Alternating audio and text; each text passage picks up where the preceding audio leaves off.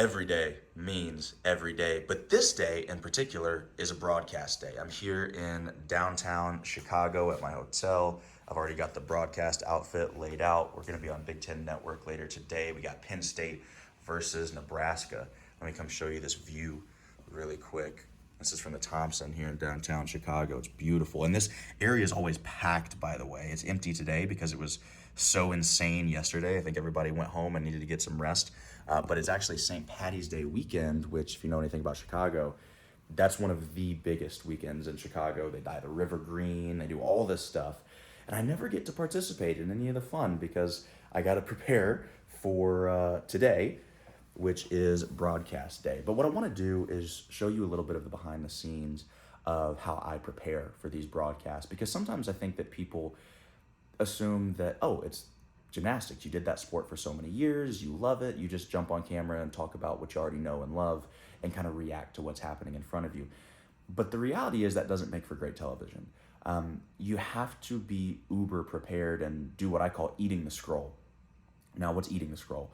I actually got this as a biblical example. I promise this isn't a churchy video. I'm just saying this is where I got it from. In the book of Ezekiel, God comes to Ezekiel and he's like, hey, I need you to deliver a message to some people. And our guy Zeke is like, bet, what's the message? I got you. And God goes, no, here's the scroll with the message on it, but I need you to eat the scroll. And Zeke's like, huh? Well, why do I need to? I thought you said you needed me to deliver a message. Why am I eating the scroll?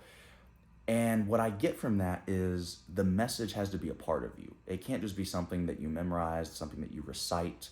It's got to be a part of you. And if you can get there, then it will naturally flow out of you. And you say it with a different type of spirit. You say it with a different type of confidence. And you just communicate it with a different level of energy. And that's what communication is. It's a transfer of information, a transfer of energy. And for me, eating the scroll is very important because I don't necessarily trust myself to just go off the top of my head. I can do it and it can be fun sometimes, but the more prepared you are, the more freedom you actually have to do more improv, to do more impromptu type of stuff. If you rely on 100% improv, that's rough. When you give yourself a little bit of structure, when you have that discipline, now it unlocks a new level of freedom because it allows you to play more creatively within the broadcast, within the speech, within the keynote, whatever it is that you're doing, that you can't really do if you're trying to figure out the next 5 seconds the entire time, right? So here, let me show you this. I'm gonna turn the camera around and show you my screen. So this is the note that I do. And I do this for every single competition. Every single competition, I do a brand new note just like this. The first thing that I have on here, I'm gonna switch hands so I can show you all this.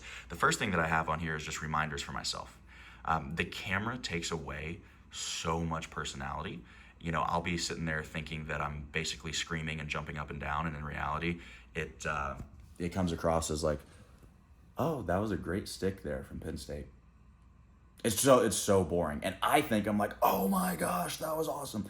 So my reminder for myself this year is to be more emotional and dynamic because the camera takes away so much of that compared to, you know, what you see in real life. So that's my reminder that I have to myself. From there, I've got my intros. This is when Dean, who's the play-by-play for Big Ten Network, this is when Dean and I are actually on camera. So I'm not reading this. It isn't a full word-by-word script.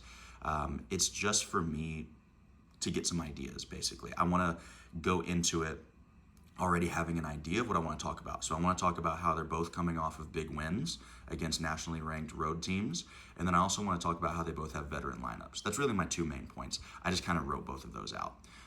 Again, I'm going to read these quite a few times, like 15, 20 times, just really, really quick before going on camera. And that's going to give me, that's eating the scroll, right? So it's not going to come out word for word the way this is written out, but it's going to ensure that I've got it in my spirit, what I want to talk about. Now, this part is actually scripted, word for word. So there's going to be B-roll playing over this portion. And the reason I do it this way is I've just found that that is the best way to effectively and efficiently communicate everything that I want to communicate. So I do that as like a teleprompter read while the B-roll is on screen. So you can't see me reading it, and it doesn't sound like I'm reading it, but I'm reading it. And I've done it where I'm just watching the B-roll and the highlights and just going off top. And that's great, but during the open, you're trying to cram in as much information as you can. I mean, you want stats, you want career highs, you want the storyline. How important is this individual athlete in the scope of this meet? What are their credentials? Like all the different things. And if you're just kind of randomly going and weaving through that, it's rough. It's rough. So for me, this is the best way to do it. So I write all of that out. After the open, highlighting a few athletes, then we go into scoring. We do a quick blurb on that. And then I actually have coach interviews. So Randy Jepson is the head coach at Penn State. Chuck Chmelka is the head coach at the University of Nebraska. And we ask them so many things. This is just a Zoom call that we do the week of the meet or the week prior to the meet. And we go over, hey, what's the culture of the team like this year? What are you guys working on in terms of stuck dismounts? How are you focusing on that? What drills are you doing in the gym? We're talking about how do you feel about the rule changes? How do you feel about NIL? How has that affected your team?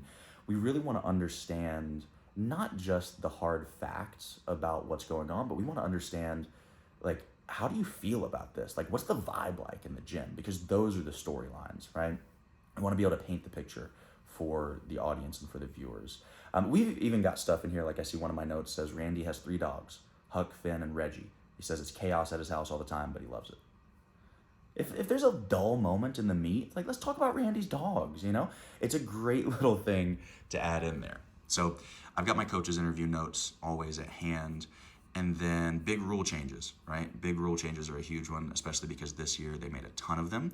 And, you know, in broadcasting, yes, it's supposed to be entertaining, but the athletes kind of do that part for us. That's their job, is to go out there, do phenomenal, dynamic athleticism, and then keep the meet really tight and close and fight for those scores. That's their job, to make it entertaining.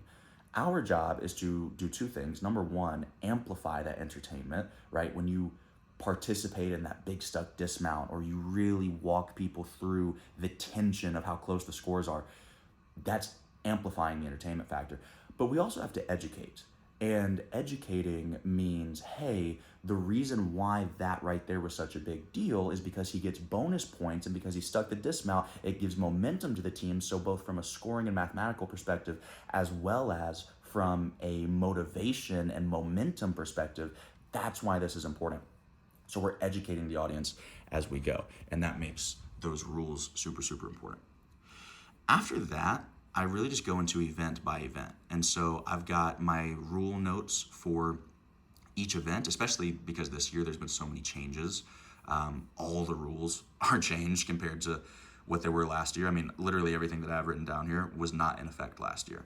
So I got to make sure that I remember that, and I got to make sure that I educate the audience on that as well. Then what I do, and this is the part that takes the most time, is I have the lineup man by man. So I know who's competing ahead of time. And I actually go on to Road to Nationals, which if you're not a super, super gymnastics fan, you might not know, but Road to Nationals is where they post the videos of every single competition, televised or not. Every competition, it's mandatory that you post your routines.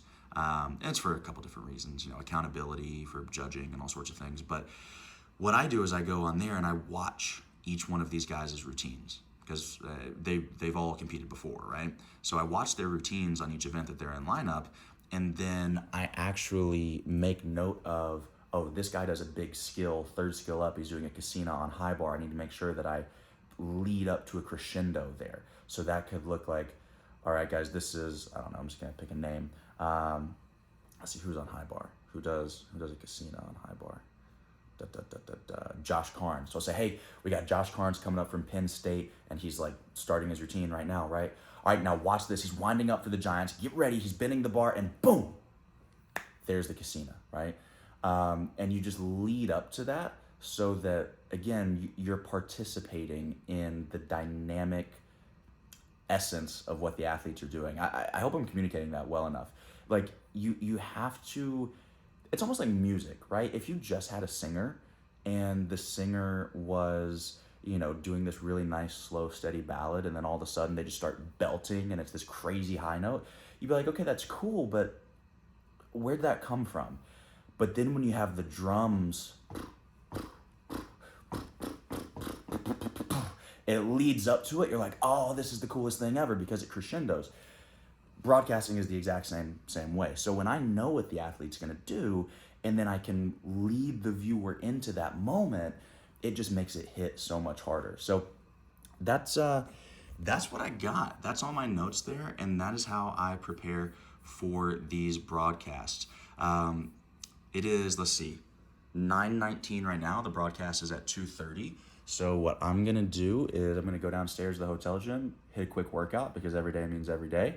Grab some breakfast. I'll probably leave here at 11:30 or so. So I got a good 2 hours, and yeah, then we'll get to the studio. We'll prep a little bit more.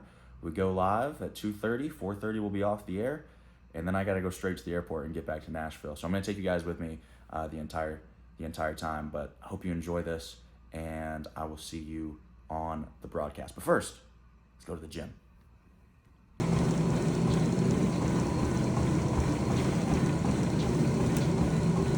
Okay, so the hotel gym here is tiny and it was packed. So I just did some cardio on treadmill and I came back upstairs. I'm gonna do some burpees and stuff up here, some calisthenics. But I walked back upstairs, look out the window. If this isn't Chicago for you, I don't know what is. Look at that. Look at that. Winter wonderland out here. Gotta love it.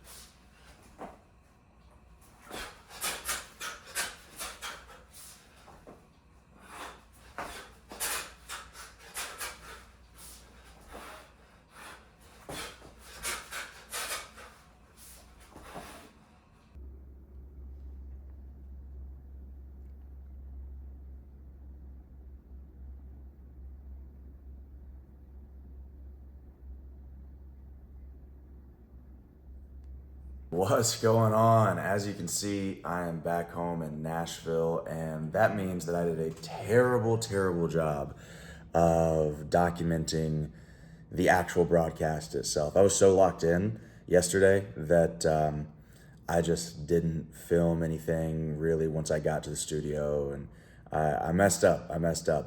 I don't have the footage yet, like the actual broadcast footage.